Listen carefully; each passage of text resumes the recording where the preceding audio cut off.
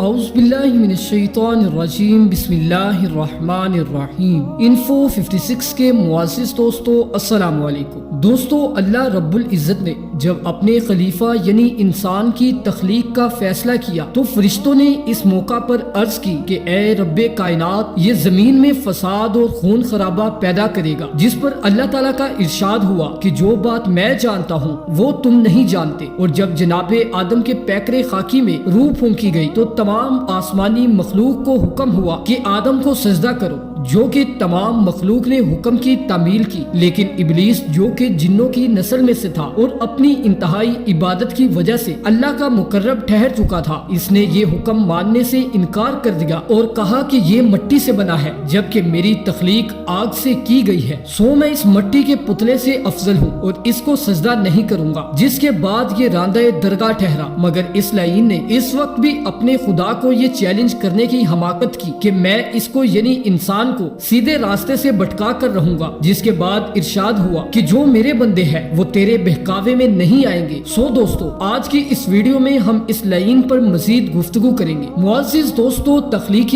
کائنات سے پہلے ہر عالم ہر سو بس اللہ پاک کا نور ہی تھا۔ ذات باری تعالیٰ نے اپنے نور سے کچھ حصہ جدا فرمایا اور پھر اس جدا نور کے مزید دو حصے فرمائے۔ ایک حصے میں خالص نور رکھا جبکہ دوسرے حصے میں کثافت کی آمیزش فرمائی۔ پہلے حصے یعنی خالص نور کو ارواح مقدسہ، ملائکہ، طبقات و ارض و سماوات کے لیے مخصوص فرمایا۔ سب سے پہلے خاتم النبیین حضرت محمد صلی اللہ علیہ وآلہ وسلم کی روح مبارک کو تخلیق فرمایا۔ اس کے بعد لوح و قلم، عقل اور باقی کل اجسام کی روح کو تخلیق فرمایا گیا۔ پھر کثافت والے نور کو مزید دو حصوں میں تقسیم کیا گیا۔ ایک میں خالص جزو نور تھا جس سے قوم جن کی تخلیق عمل میں آئی، کیونکہ خالص جزو نور والے میں نار یعنی آگ کا عنصر غالب تھا، اس لیے سرکشی اور نافرمانی جنات کی فطرت میں شامل ہے۔ معزز خواتین و حضرات، قوم جن میں سب سے پہلے تارانوس نامی جن کو تخلیق کیا گیا۔ جس طرح حضرت آدم علیہ السلام کو ابو البشر کہا جاتا ہے، اسی طرح تارانوس کو ابو الجن کہا جاتا ہے۔ تارانوس کی تخلیق ابلیس کی تخلیق سے کم و بیش 1,44,000 سال قبل ہوئی۔ ذات باری تعالیٰ نے انہیں شریعت و احکامات سے نوازا۔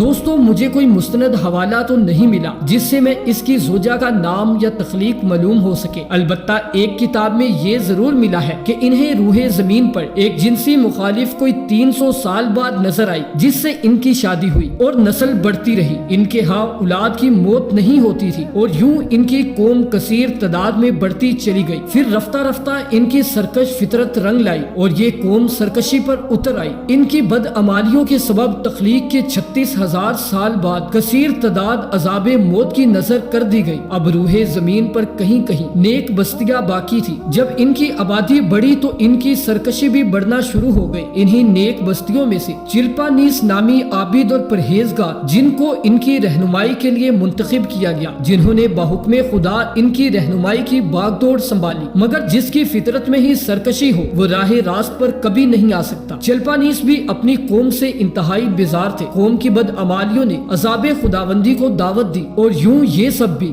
فنا کر دیے گئے۔ چلپانیس کے بعد اس اجڑی ہوئی قوم میں ایک نیک اور پارسا جن تھے جن کا نام تھا بلیکا، جو بہت عابد اور زاہد تھے، قوم کی بدعمالیوں پر روتے تھے۔ قدرت نے ان کا انتخاب فرمایا، انہیں احکام الہی پہنچانے کے ساتھ ساتھ بادشاہت بھی عطا کی گئی۔ جنات کی دنیا میں بلیکا کا دور انتہائی اچھا دور کہا جا سکتا ہے۔ 36,000 سال تک انہوں نے اپنی قوم کی رہنمائی کی۔ قوم پھر بدعمالیوں کی طرف لوٹی تو عذاب خداوندی نے ان کو تباہ و برباد کر دیا۔ دوستو، اسی دور میں ابلیس کے والد اور والدہ کی پیدائش ہوئی۔ ابلیس کے باپ کا نام چلیپا تھا، چہرہ ایسے جیسے ببر شیر کا۔ قوم نے انہیں شاشین کا لقب دیا تھا، مطلب دل دہلا دینے والا۔ قومی حیثیت کی مناسبت سے انہیں ابو الغوی بھی کہا جاتا ہے۔ ابلیس کی والدہ کا نام نبلیس تھا، جو کہ قوم جنات کی سب سے طاقتور مادہ تھی، جو کہ کئی سو جنوں کے ساتھ اکیلے مقابلہ کر سکتی تھی۔ اس کے چہرے کی ساخت جیسے مادہ بیڑی کا چہرہ ہوتا ہے۔ ان دونوں کے بارے قوم میں یہ مشہور تھا کہ جس قوم میں چلیپا اور نبلیس ہو وہ کبھی نہیں ہار سکتی اور کوئی طاقت ان کا مقابلہ نہیں کر سکتی۔ اس قوم کی تباہی و بربادی کے آخری سالوں میں ابلیس یعنی عزازیل کی چلیپا اور نبلیس کے ہاں پیدائش ہوئی۔ اسی دوران یہ قوم اس حد تک نافرمانیوں میں گر گئی کہ آسمان لرزا اٹھا۔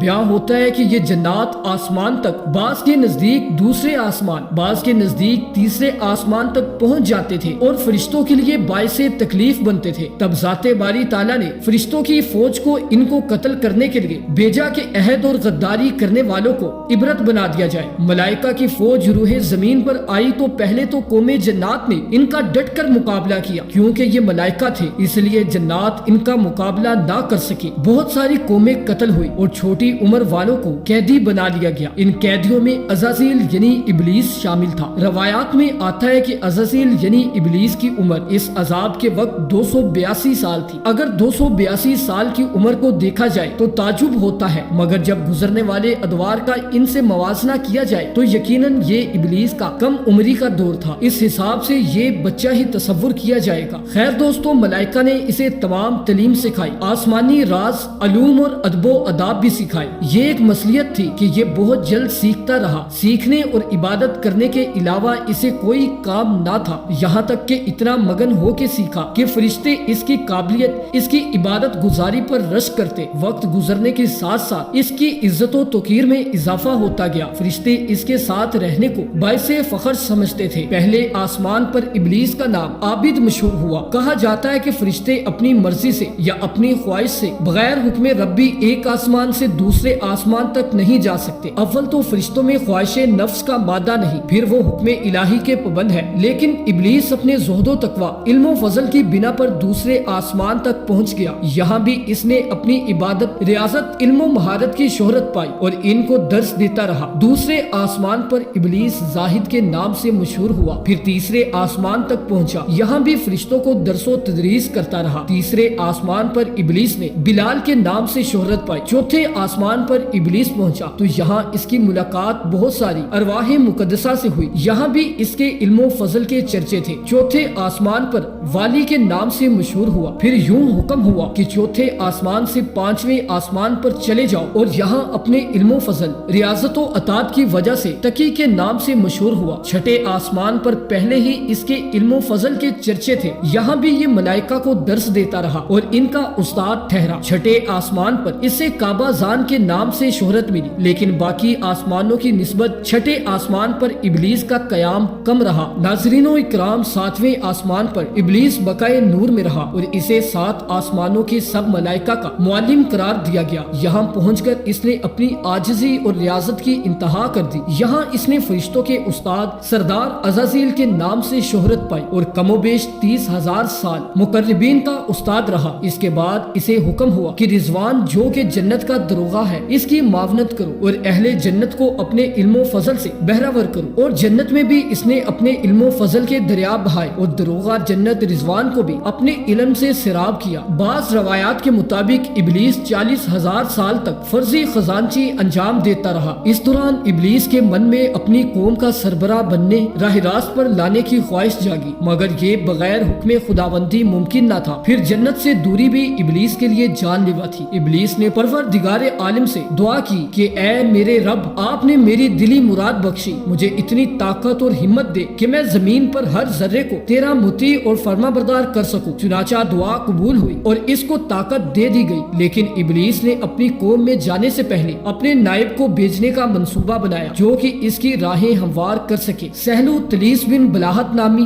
جن کو قوم میں بطور نائب بھیجا گیا، مگر یہ جن واپس نہ پلٹا۔ دوسرا نائب بھیجا گیا، وہ بھی نہ پلٹا۔ یکے بعد دیگرے ابلیس نے 5 نائب بھیجے، مگر کوئی بھی واپس نہ آیا۔ آخر اس نے آصف بن یاسف نامی جن کو نائب بنا کر بھیجا تاکہ وہ باقی 5 جنوں کی بھی خبر لے۔ یہ جن بھی بہت عرصہ تک نہ پلٹا تو ابلیس کو فکر لاحق ہوئی۔ آخرکار آصف بن یاسف پریشان حال واپس آیا اور بتایا کہ اپنی قوم ہدایت سننا ہی نہیں چاہتی، انہوں نے تمہارے 5 نائبین کو موت کے گھاٹ اتار دیا ہے۔ یہ سن کر ابلیس مشتعل ہو گیا اور اس نے فرشتوں کی فوج سے کہا کہ تمام بد اعمال جنوں کو چن چن کر موت کے گھاٹ اتار دو۔ اگر کوئی متقی پرہیزگار نظر آئے تو احترام کے ساتھ میرے پاس لے آؤ۔ اگر کوئی شریعت پر چلنے کا عہد کرے تب بھی اسے نہ مارنا، تب بھی اسے میرے پاس پاس لے آنا۔ فرشتوں نے ایسا ہی کیا، بد کرداروں کو چن چن کر مارا گیا اور روحیں زمین پر برائی کا خاتمہ ہو گیا۔ بچے کچے جنات کے ساتھ ابلیس درس و تبلیغ میں مشغول ہو گیا۔ ذات باری تعالیٰ نے جنت، دوزخ، ساتوں آسمان سب کی باغ دوڑ ابلیس کے ہاتھ میں دے دی۔ ناظرین اکرام، یہ وہ دور ہے جب ابلیس نے زمین کے چپے چپے پر سجدہ کیا، کیونکہ جب جی چاہتا آسمان پر چلا جاتا، جب جی چاہتا زمین کے کسی کونے میں۔ بیان ہوتا ہے کہ زمین کے چپے چپے پر عزازیل نے اللہ تعالیٰ کی عبادت کی۔ معزز ناظرین، ان دنوں اس کے ذہن میں یہ خیال آنا شروع ہوئے کہ اب میرے پاس اتنی طاقت ہے، نعوذ باللہ اگر اللہ تعالیٰ دستبردار ہو جائے تو میں متکل انان بن جاؤں، کیونکہ اب میں کمزور نہیں ہوں، میرے پاس بہت طاقت ہے۔ کبھی اسے خیال آتا کہ فرشتوں کو اپنا ہمنوا بنا کر اللہ سے بغاوت کروں، لیکن بعد میں خود ابلیس اپنے خیالات پر لان تان کرتا کہ جو طاقت دے سکتا ہے وہ واپس بھی لے سکتا ہے۔ اس نے چند ایک فرشتوں سے دبے لفظوں اظہار کیا، رائے جاننا چاہی، مگر فرشتوں نے انکار کیا کہ حکم ربی، منشاء ربی کے خلاف وہ مجال نہیں رکھتے۔ اس کے بعد وقت گزرتا گیا، نظام ویسے ہی چلتا رہا۔ پھر وہ وقت آیا جب جبرائیل علیہ السلام کی تخلیق ہوئی۔ بیان ہوتا ہے کہ جبریل امین وجود میں آتے ہی سجدے میں گر گئے، 30,000 سالہ طویل سجدہ کیا، تب سر اٹھایا اور سر اٹھاتے ہی پوچھا، اے میرے پروردگار، جیسے میں نے تیری عبادت میں طویل سجدہ کیا، ایسی کوئی مثال ہوگی تیری مخلوق میں؟ جواب ملا، اے جبریل امین، تمہاری اپنی نظر میں اپنی طویل عبادت کی اہمیت زیادہ ہوگی، مگر میں آخری وقت میں ایک گروہ امتی یعنی امت محمدیہ صلی اللہ علیہ وآلہ وسلم پیدا فرماؤں گا، جس کی 2 رکعت نماز تمہارے اس 30,000 سالہ سجدے سے کئی زیادہ ممتاز ہوگی۔ نہ صرف یہ بلکہ اس کا اجر و ثواب بھی اس سجدے سے کئی 100 گنا بڑھا کر عطا کروں گا۔ خیر دوستو، ابلیس نے ایک روز دیکھا کہ لوح محفوظ پر آسمانی زبان میں یہ تحریر لکھی ہوئی ہے کہ ہمارا ایک بندہ جس کو ہم انواع و اقسام کی نعمتوں سے مالا مال کریں گے، اسے زمین سے آسمان پر پہنچا دیں گے، آسمان سے پھر اسے جنت میں لے جائیں گے، اس کے بعد اسے خاص کام پر مامور کیا جائے گا، لیکن وہ انکار کر دے گا اور بغاوت پر آمادہ ہو جائے گا۔ ابلیس کو یہ پڑھ کر سخت تعجب ہوا اور حیرت ہوئی کہ ایسا کون بد نصیب ہوگا۔ ابلیس دوبارہ سجدے میں چلا گیا، سجدے سے سر اٹھا کے دیکھا، اس عبارت کے ساتھ فصیح عربی میں یہ عبارت بھی تحریر تھی، اعوذ باللہ من الشیطان الرجیم۔ ابلیس فوراً بھاگتا ہوا بارگاہ الہی میں حاضر ہوا اور پوچھا، یہ شیطان مردود کون ہے جس سے پناہ مانگنی چاہیے؟ ارشاد ہوا، جو نافرمانی کرے گا اور مردود ہو جائے گا۔ ابلیس نے ذات باری تعالیٰ سے عرض کی کہ اے پروردگار، مجھے وہ ملعون دکھا تاکہ میں اسے ابھی سے جہنم رسید کر دوں۔ جواب ملا، بہت جلد تو اسے دیکھ لے گا۔ محترم ناظرین، یہ ذہن میں رکھے کہ ابلیس کا اس واقعے تک نام عزازیل ہے۔ ابلیس اس واقعے کے بعد بہت عرصہ تک شش و پنج میں رہا کہ کون ایسا ہو سکتا ہے۔ کبھی اسے خیال آتا کہ شاید ایسا میں ہی ہوں، اگر میں ہوا تو کیا ہوگا۔ اس خیال میں اس نے فرشتوں کو اپنا ہم خیال بنانے کی کوشش کی، مگر انہوں نے انکار کر دیا۔ اب ابلیس کے ساتھ ایک عجیب معاملہ شروع ہو گیا۔ جب یہ سجدے سے سر اٹھاتا تو سجدے والی جگہ پر لعنت اللہ علی ابلیس لکھا ہوا نظر آتا، مگر وہ اس بات سے بے خبر تھا کہ وہ اپنے اوپر ہی لعنت بیچ رہا ہے۔ یہ وہ دور ہے جب ذات باری تعالیٰ نے فرشتوں سے اپنے نائب کا ذکر فرمایا۔ فرشتوں نے عرض کی، ذات باری تعالیٰ وہ زمین میں فساد پھیلائے گا، مگر اللہ رب العزت نے فرمایا کہ جو میں جانتا ہوں وہ تم نہیں جانتے۔ ابلیس نے ایک مرتبہ پھر اس خیال سے فرشتوں کو ہمنوا بنانے کی کوشش کی کہ اگر میں نے بغاوت کی تو کوئی نہ کوئی ہمنوا ہم خیال ضرور ہونا چاہیے، مگر تمام فرشتوں نے یک زبان ہو کر کہا کہ وہ حکم الہی کے سامنے ایسا کرنے کی جرت نہیں رکھتے۔ ابلیس اس جواب سے بہت مغموم ہوا، مگر مشیت ربی تھی، ابلیس کی اس حرکت کے باوجود کوئی نوٹس نہیں لیا گیا۔ معاملات اسی طرح چلتے رہے۔ اب وقت آیا تخلیق آدم کا، لیکن دوستو ویڈیو چونکہ کافی لمبی ہو چکی ہے، اس لیے آپ کے قیمتی وقت کی اہمیت کو سمجھتے ہوئے آج اس ویڈیو کا یہی پر اختتام کرتے ہیں۔ اگر آپ کو یہاں تک ہماری کاوش پسند آئی ہو تو ویڈیو کو لائک کر دیں اور مزید معلوماتی، تاریخی اور اصلاحی ویڈیوز کے لیے چینل کو ضرور سبسکرائب کریں۔ جلد انشاءاللہ دوبارہ ملاقات ہوگی اسی ویڈیو کے دوسرے حصے کے ساتھ۔ تب تک کے لیے اجازت دیجیے گا، اپنا اور گرد و نواح کے تمام لوگوں کا خیال رکھیے گا۔ اللہ حافظ۔